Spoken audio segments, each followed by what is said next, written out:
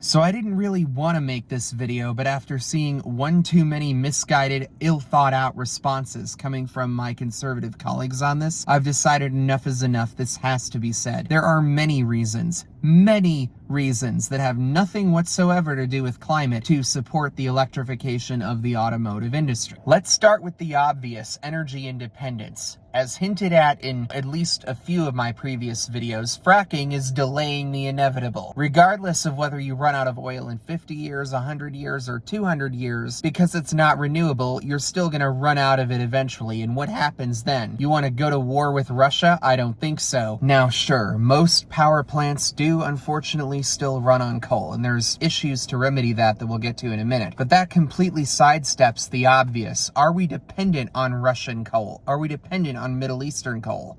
Or any foreign coal for that matter? No, we are not. Even if we kept our energy grid as is and didn't convert anything to renewable, we'd still be energy independent if everything on our road was electric, because of the fact that we have more coal than Saudi Arabia has oil. Alas, coal is still the dirtiest fossil fuel around, so how do we fix that? How do we make our grid less dependent on coal, because it also isn't renewable? Well, that's where the issues of solving grid intermittency come in, because that's the main issue with renewables. They're not always energy sources. You've got to find some way to store that energy when the sun isn't shining or the wind isn't blowing. Or do you? Well, not if you live on a coastline, because that's where other energy sources like the tides, which are both renewable and predictable, exist. And guess where else you can find nearly limitless energy? Way deep underground. Sure, you would have to drill all the way to magma to take full advantage of it, but even if you don't reach the mantle, even if you only drill about a sixth or so of the way there, you still end up hitting rocks that are as hot as a pizza oven. You pump water through those, there's your answer. Last but certainly not least is thermonuclear or fusion energy, which the Lawrence Livermore National Laboratory recently made headlines about. There are several startups like Helion, for example, that make fantastic commercialization candidates as far as that goes. Notice how all of these energy sources, be them renewables or thermonuclear or deep geothermal, notice how they all are stored as electricity, not as gas.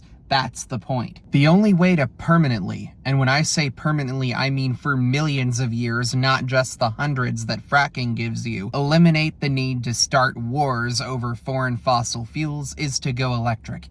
There's no other way around this. So alright, you may ask, well then, isn't a tank of gasoline more energy dense than a battery? Let me ask you this, how much of the energy density stored in the gasoline is actually used to move you along? Spoiler alert, not much. More than 75% of the gasoline's stored energy is wasted as heat, because it has to be combusted, it has to burn. That's what it is. It's internal combustion. That's how you get motion out of it. So that leaves you with just 25% of the energy stored in the gasoline actually becoming converted to kinetic energy. And that kinetic energy then has to go through a gearbox, which wastes even more energy through the transmission, through downshifting, upshifting, and whatever. So you're only left with maybe 15-20% of the stored energy in the gasoline actually moving you along on the road. That's not much. An electric motor, on the other hand, is able to convert upwards of 90% of the electricity entering it directly into kinetic energy to move you along. Big difference. This efficient powertrain brings me to the next reason why people should go electric that has nothing whatsoever to do with climate: performance. The reason why a Tesla Model S Plaid was able to beat a Bugatti on a racetrack is because of exactly this, powertrain efficiency. You gotta remember that the time it takes electricity to flow through a wire is much faster than the time it takes gasoline to flow through a pipe. That's why you have a slight delay when you push the accelerator to when a gasoline-powered vehicle moves, whereas with an EV or with a fuel cell vehicle, you hit the accelerator, it's instant. This is exactly why. For those who actually think this through and don't just blindly regurgitate, there's really only one